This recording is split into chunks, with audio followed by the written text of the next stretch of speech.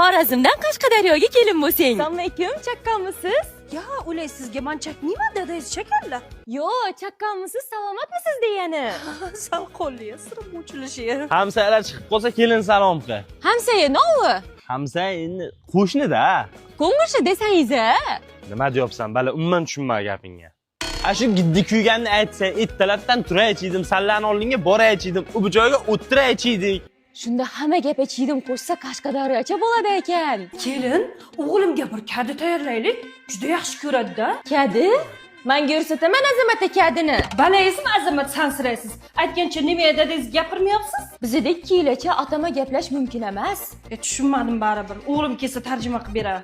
Azamat og'a, aprelliyan savdo bor, shundan aytkeling.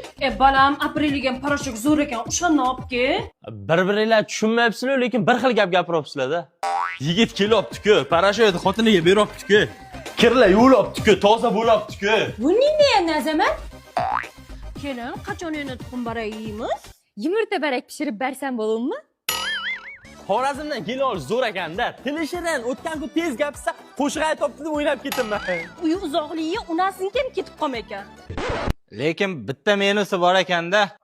Qanoqqa minusda-da? O qalin puliga bitta pochkam sotuvdik-ku, o'sha og'riyapti-da.